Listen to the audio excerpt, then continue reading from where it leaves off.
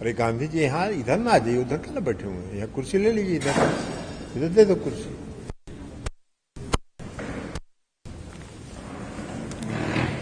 आप सभी साथियों को आमंत्रित किए हैं, आप सभी साथियों को आमंत्रित किए हैं कि आज देश के माननीय गृह मंत्री श्री अमित शाह जी बिहार दौरे पर आए थे, मुजफ्फरपुर गए थे। हम लोग बराबर कहते हैं कि जितना मन करे, जितना बार मन करे उतना बार आइए, स्वागत है, यहाँ घूमिए फिरिए। लेकिन जो भाषण देते हैं, आज जो स्क्रिप्ट आपका लिखता है, वो स्क्रिप्ट को कहिए कि थोड़ा सही लिखिए, कि बोलो, और कोई जनता बोलती ही नहीं है, तो जरा कुछ सही बात बोलिएगा, सच्चाई के साथ बोलिएगा, तो लोग उसको सुनेगा भी। आप ऐसे ही आते हैं, भाषण देके चले जाते हैं, उससे क्या फायदा है? कुछ तथ्य बोलिए। आप भाषण दे रहे थे जाति आधारित गणना पर, आप कह रहे कि भारतीय जनता पार्टी की सरकार उसमें शामिल थी। भारतीय जनता पार्टी भी उस सरकार में शामिल थी जिसमें जाति आधारित गणना का फैसला हुआ, ठीक है, उसमें सरकार में शामिल थी। लेकिन आपको ये बताना चाहिए था ना कि बिहार विधानमंडल ने 2 बार प्रस्ताव पारित किया देश भर में जातीय जनगणना कराने का। आपको ये बताना चाहिए था ना कि जनता दल यूनाइटेड के 11 सांसदों का प्रतिनिधि मंडल आपसे मिलकर आपसे जाति आधारित गणना देश भर में कराने का अनुरोध किया था। आपको यह बताना चाहिए था ना कि बिहार के मुख्यमंत्री माननीय नीतीश कुमार जी सभी दलों के प्रतिनिधि के साथ प्रधानमंत्री जी से मिले थे और मांग किया था उन्होंने, हमने उसको रिजेक्ट कर दिया। ये बताना चाहिए था, ये सच्चाई है। और अगर आपका ही दोहरा है, आप दोहरे चरित्र के व्यक्ति हैं, आप एक तरफ कह रहे हैं गणना कराने का जो फैसला बिहार में हुआ, आपकी पार्टी उस सरकार में शामिल थी, लेकिन दूसरी तरफ जाति आधारित गणना को रोकने के लिए आपने पूरा षड्यंत्र किया। पटना हाईकोर्ट में याचिका दायर करवाया, सुप्रीम कोर्ट में, यहां से जब खारिज हो गया तो सुप्रीम कोर्ट में याचिका दायर करवाया, और भारत के सॉलिसिटर जनरल को आपने कोर्ट में खड़ा कर दिया विरोध करने के लिए। वो सॉलिसिटर जनरल किसके निर्देश पर गया था? गृह मंत्रालय के निर्देश पर गया था कि आप नहीं है। तो आपको यह भी बताना चाहिए था।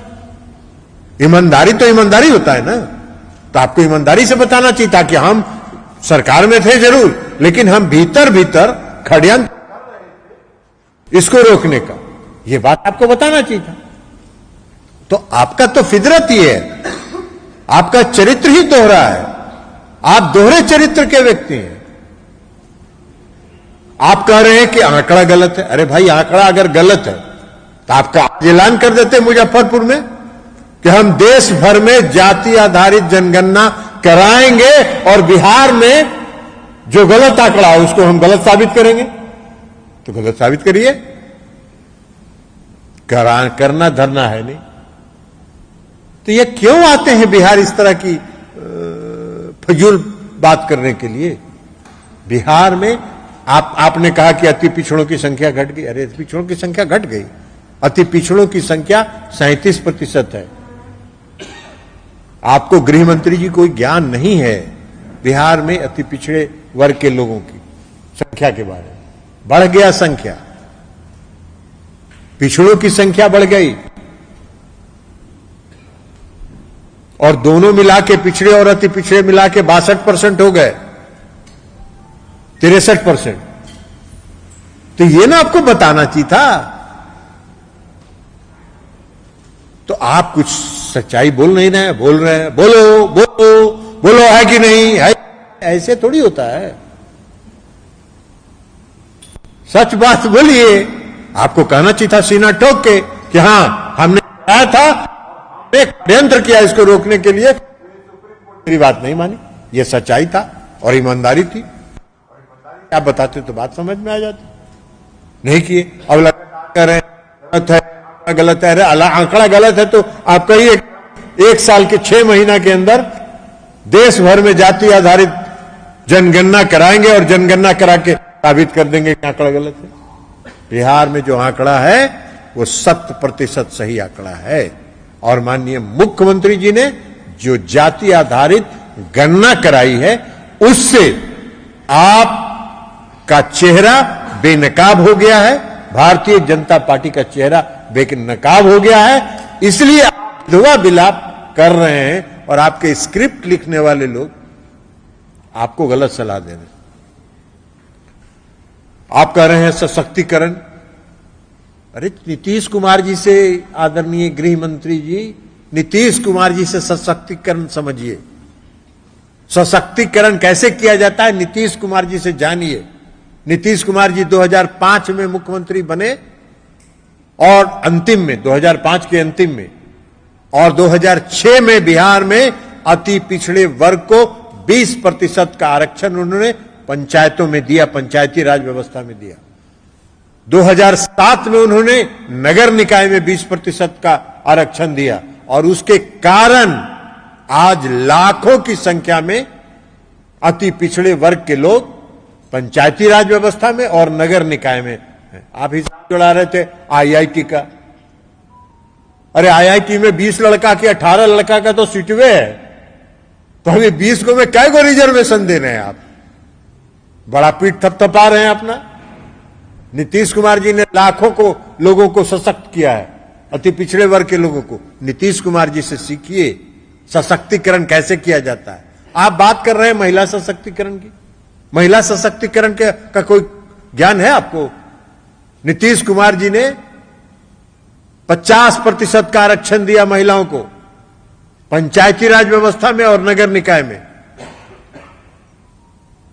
2013 में उन्होंने बिहार पुलिस सेवा में 33% आरक्षण दिया महिलाओं को। 2016 में उन्होंने 35% आरक्षण दिया महिलाओं को बिहार राज्य के सभी सरकारी सेवाओं में, चाहे वो क्लास 1 का हो चाहे क्लास 4 का हो, सभी सेवाओं में 35% का आरक्षण दिया। आप क्या आरक्षण की बात, सशक्तिकरण की बात करिएगा? आपको कहां से सशक्तिकरण? आप कह रहे महिला आरक्षण का बिल लाए। अरे कौन सा बिल लाए? खोदा पहाड़ निकली चुईया ऐसा बिल लाए हैं कि 2029 में होगा कि 2032 में होगा कि 2035 में होगा, कब होगा ये पता नहीं। कब से आरक्षण लागू होगा? उस बिल में लिखा हुआ है कि पहले जनगणना होगा, जनगणना के बाद परिसीमन आयोग बनेगा और परिसीमन आयोग के निर्णय के बाद इसको लागू करने का निर्णय लिया जाएगा। बाहर है, कौन सा बिल लाए? इसके लिए विशेष सत्र, संसद का विशेष सत्र बुला है अपने आप को महिमा मंडित करने के लिए। तो ऐसे ही बिल अगर लाना था तो नवंबर में अभी सेशन होगा ना, दिसंबर में, अभी दिसंबर में सेशन होगा, इसमें ले आते। तो उसके लिए विशेष सत्र बुलाने की क्या जरूरत थी? तो फंस गए। सारे लोगों ने समर्थन कर दिया, सब लोगों ने कहा कि खोदा पहाड़ निकली चाहिए। ये विशेष सत्र बुला आप कौन सी करना चाहते थे? वो ऐसा चीज जिसको जो अभी मिलना ही नहीं है दिखा रहे हैं, ऐसे शब्द बाग। ये शब्द बाग देखो, जैसे 2014 में दिखाए थे ना शब्द बाग। बिहार की और देश की जनता को 2014 शब्द बाग ही न दिखाए थे। 2 करोड़ लोगों को प्रतिवर्ष रोजगार देंगे, सारा काला धन वापस लाएंगे, हर गरीब के खाता में 15 से 20 लाख पहुंचाएंगे। तो अभी तक तो एक को आदमी के खाता में 10 से 15 लाख रुपया नहीं गया। कितना रोजगार दिए, ही ना मुजफ्फरपुर में आके बताना चाहिए था आपको कि हमने जो वादा किया था 2014 में कि 2 करोड़ लोगों को रोजगार देंगे, तो 9 साल में 18 करोड़ के बदले हमने इतना रोजगार दिया, ये ना बताना चाहिए था। आप ही ना हैं माननीय गृह मंत्री जी। 2014 के चुनाव के बाद जब इंटरव्यू किसी चैनल ने आपसे लिया था तो आपने कहा कि इस चुनाव में कहे जाते हैं, ये आप बोले थे कि नहीं बोले थे? तो आप मुजफ्फरपुर की सभा में बिहार की जनता को बताते कि भाई हमने जो कहा था कि ये जुमलाबाजी है, उसके लिए हम माफी मांगते हैं। ये भी माफी नहीं मांगे आप। ये आप ही का शब्द है, प्रधानमंत्री ने वादा किया और आपने उसको चुनाव के बाद आदरणीय गृह मंत्री जी आपने उसको जुमला घोषित किया। ये आपका चरित्र है। और बिहार में नीतीश कुमार जी ने गांधी मैदान में कहा कि 20 लाख लोगों को रोजगार देंगे और रोजगार दे रहे हैं। सीख लीजिए ना गृह मंत्री जी, सीख लीजिए। गांधी मैदान रचा बिहार के मुख्यमंत्री और महागठबंधन की सरकार ने 1,20,000 लोगों को नियुक्ति पत्र एक दिन में बांटा गया 2 नवंबर को। अब आपके पास तो कुछ बोलने के लिए है नहीं, तो भाजपाई लोग कह रहे हैं क्या भारी घपला हुआ, भारी गड़बड़ी हुई। अरे क्या गड़बड़ी हुई? उस गांधी मैदान में तो जो पास किए हुए लोग थे वही कह रहे थे, ठहाका लगा के हंस रहे थे कि कोई गड़बड़ी नहीं हुई। तो आपकी तो जुमलाबाजी को वही लोग एक्सपोज कर रहे हैं। आप क्या किए? रोजगार मेला लगाते हैं प्रधानमंत्री जी, बड़का बड़का फुल पेज का विज्ञापन छापते हैं पूरा देश भर में। अब बिहार में रोजगार देते हैं कितना? 133 लोगों को। भाई 133 लोगों को रोजगार देने के लिए यही काम कर रहे हैं, यही रोजगार दे रहे हैं, यही 18 करोड़ के बदले में 133 लोग। तो ये सब जुमलाबाजी करने का आप लोगों का धंधा है, आप लोगों का चरित्र है। तो आप बिहार आइएगा तो अपने धंधा को, अपने चरित्र को भी बताइएगा ना। बिहार की जनता सब समझ रही है आपको कि आपका क्या चरित्र है। बोलते करते कुछ हैं, जुमला अभी सब बात बोल रहे हैं, आखिर चुनाव के बाद आप ही गृह मंत्री जी कहिएगा कि अरे ये सब चुनाव में तो जुमला बोला जाता है, ये सब तो जुमलेबाजी है। तो आप लोग जुमलेबाज हैं। आप कह रहे हैं कि नीतीश कुमार जी ने जनादेश का अपमान किया। नीतीश कुमार जी ने जनादेश का अपमान किया? आपका कौन चीज थी? 2005 में कौन था ज्यादा संख्या में? 2010 में तो नीतीश कुमार जी अकेले सरकार बना सकते थे। 118 सीट जीते थे, 115 जीते थे और 3 बाद में लोग आए, 118 था संख्या, अकेले सरकार बना सकते थे। नीतीश कुमार जी ने आपको अपने कंधे पर चढ़ाया और अपने कंधे पर चढ़ा के चलाया कि भाई गठबंधन में है, अगर कमजोर है मेरा गठबंधन का कोई साथी तो उसको कंधा पर चढ़ाया। आपने 2020 में क्या किया? आपने षड्यंत्र किया और हमारी पार्टी के एक नेता को मिला के आपने नीतीश कुमार जी को कमजोर करने का षड्यंत्र किया। जब नीतीश कुमार जी को जन आधार से आप कमजोर नहीं कर सके तो षड्यंत्र करके आपने कमजोर करने का काम किया। एक पार्टी को खड़ा करके जनता दल यू की सीट को हरवाने का काम किया और उसमें आपके सहयोगी हो गए हमारे पार्टी के एक नेता, जिन पर नीतीश कुमार जी ने भरोसा किया, जिस पर नीतीश कुमार जी ने विश्वास किया था, उसको साथ लेकर, उसको मिला के, उसको प्रलोभन देके आपने ये सारा षड्यंत्र किया नीतीश कुमार जी को कमजोर करने के लिए। आप देख रहे हैं लाल का हसीन सपना, कह रहे हैं 32 जीते थे, 31 जीते थे 2014 में, 31 जीते थे आप ऐसे, 31 जीते थे आप जुमलाबाजी करके, अति पिछड़ा बन गए थे इस देश के आदरणीय प्रधानमंत्री जी। कहां है गुजरात में अति पिछड़ा? अरे गुजरात में कोई अति पिछड़ा है क्या? नहीं है। और इस आदरणीय प्रधानमंत्री जी जिस समाज से आते हैं वह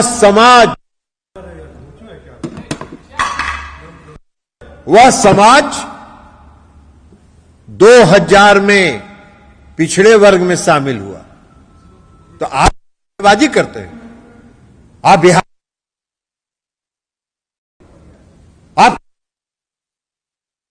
आपके झांसा में बिहार के लोग 2014 में फंस गए और 2014 में आपके झांसा में फंसने के बाद तो अब ठग को समय आने पर जवाब बिहार की जनता दे देगी। इसलिए चिंता मत कीजिए। नीतीश कुमार जी ने कोई जनादेश का अपमान नहीं किया। नीतीश कुमार जी ने आपके षड्यंत्र को उजागर किया। आपके पीठ में छुरा भोंकने से घायल हुए किसने किया था? अरुणाचल प्रदेश में हमारे 6 विधायकों को गठबंधन मिलाया था। कौन भारतीय जनता पार्टी में शामिल कराया था? आपने कराया था। आप गृह मंत्री जी उसके सूत्रधार हैं। मणिपुर में हमारे विधायकों को किसने तोड़ा? आपने तोड़ा। आप षड्यंत्रकारी हैं। तो आप षड्यंत्रकारी बिहार में आए थे तो आपको कहना चाहिए था कि हम भाई देखिए हम षड्यंत्र करते हैं। हम झांसा में लोगों को रखे थे 2014 में, लेकिन अब नहीं रखेंगे। यही बात बोलते कि हम क्षमा मांगते हैं। आपको हमने जुमला घोषित किया था, अब नहीं करेंगे। तब न एक बात समझ में आती। तो ये सब जुमला, आपके झांसापन को सब समझता है, बिहार की जनता समझ गई है। आपकी चिंता करने की कोई जरूरत नहीं है। आप शून्य पर आप कह रहे थे ना 40, अरे सपना देख रहे हैं क्या? मुंगेरी लाल हैं। एक तो कहावत है ना कि एक अंडा बेचने वाला अंडा टोकरी माथा पर रखा और जा रहा था, और उसको लगा कि इतना मुर्गी से कितना अंडा होगा, उस अंडा से कितना मुर्गी होगा, तो हम लाखपति बन जाएंगे। ऐसा करके उछला कि सब वो कर अंडा गिर गया, सब टूट गया। वही हाल आपका होने वाला है। आप जीरो पर आउट होने वाले हैं। चिंता मत कीजिए, समय आ रहा है।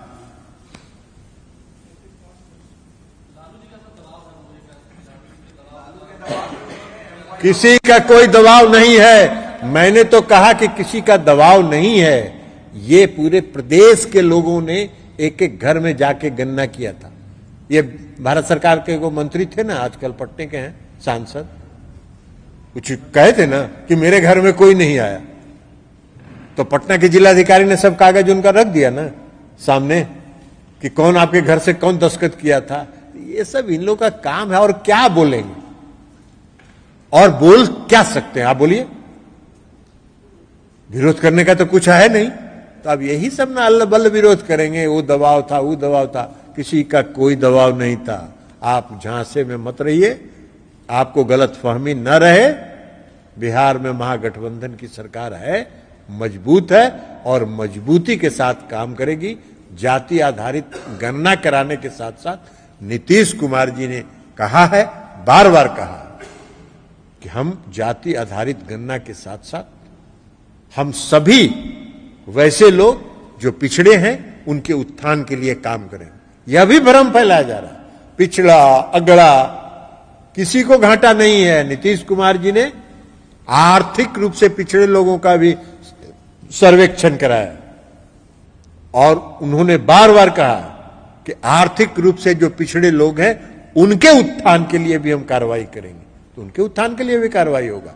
समाज के हर तबके को, समाज के हर लोगों को लेके उनके उत्थान के लिए काम किया जाएगा। ये माननीय मुख्यमंत्री जी का संकल्प है और न्याय के साथ विकास का उनका नारा है।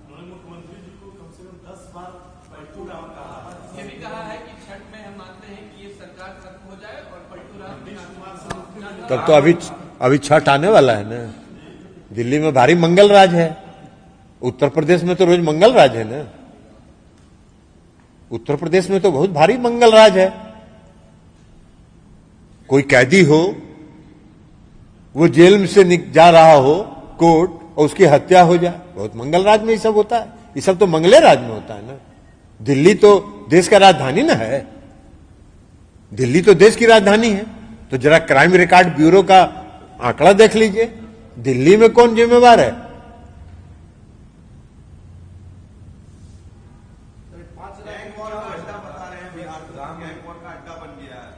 कौन कहां गैंगवार हो रहा है?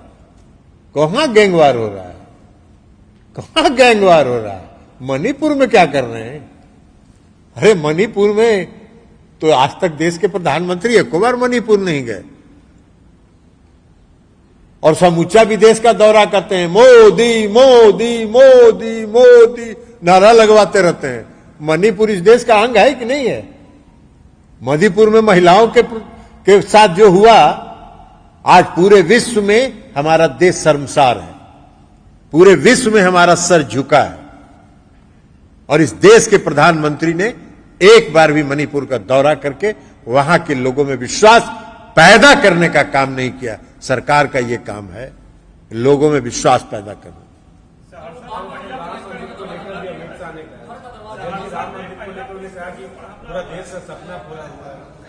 तो होगा, आप चले जाइए, वहीं पूजा पाठ करिएगा। वहां तो बहुत सा पुजारी का जगह होबे करेगा, तो 24 के बाद क्या करिएगा?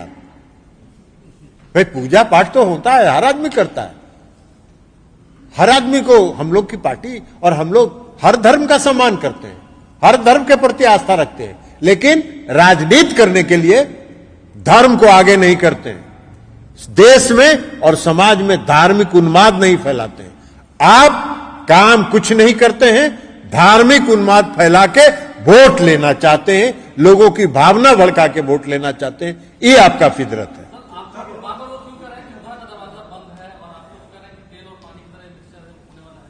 अभी उनको ना पता चलेगा कि तेल और पानी का मिश्रण तो 2024 में ना पता चलेगा, जब जीरो पर आउट होंगे। ये सब मुगालते में वो न रहे, ये सब प्रचार दुष्प्रचार चलता रहता है।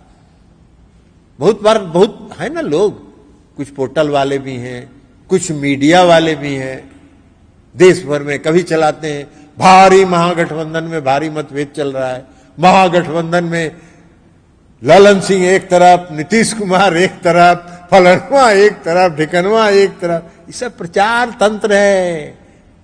मीडिया के जो यहां साथी बैठे हुए हैं उनको हम नहीं कह रहे हैं, लेकिन मीडिया का जो ऊपर वाला है ना, सब एक आध गो हैं, पोर्टल वाले भी एक आध गो हैं, यहाँ एक आध गो पोर्टल वाले भी हैं, तो वो सब है, वो सब वहां चाबी टाइट होता है। जैसे जैसे चाबी टाइट होता है खत्म होता है। हमको तो मालूम हुआ कि एगो मीडिया चला दिया कि जो योगी मॉडल से ज्यादा पॉपुलर बिहार मॉडल, 4 घंटा में उसका डिलीट करवाए लोग, उसका 4 घंटा में डिलीट हुआ। पूरा मैनेजमेंट पर दबाव हुआ, अरे ये क्या चला रहे हो? अरे तू तो बेचारा ईमानदारी से चला है ना।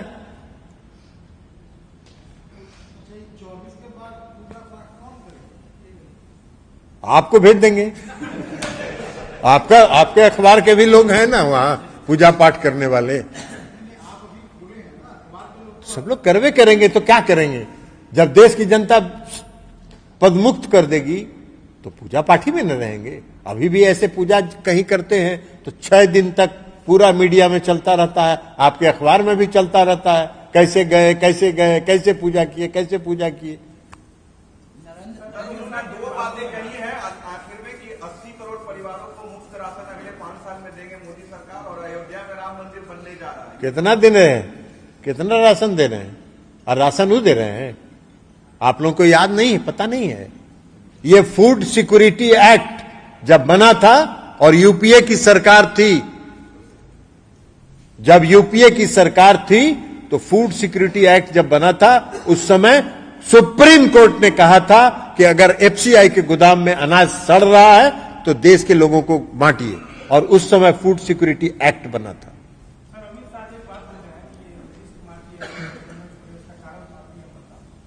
काहे का पीएम? नीतीश कुमार जी के पीठ में आप छुरा भोगने का काम किए, नीतीश कुमार के खिलाफ षड्यंत्र किए, हमारी पार्टी के एक नेता को मिला के आप नीतीश कुमार जी के कैंडिडेट के खिलाफ कैंडिडेट खड़ा किए। झूठ की खेती है, उस पर भी किसी दिन बोलेंगे, एक एक चीज का खुलासा इनका कर देंगे कि कौन कौन उस साजिश में शामिल था।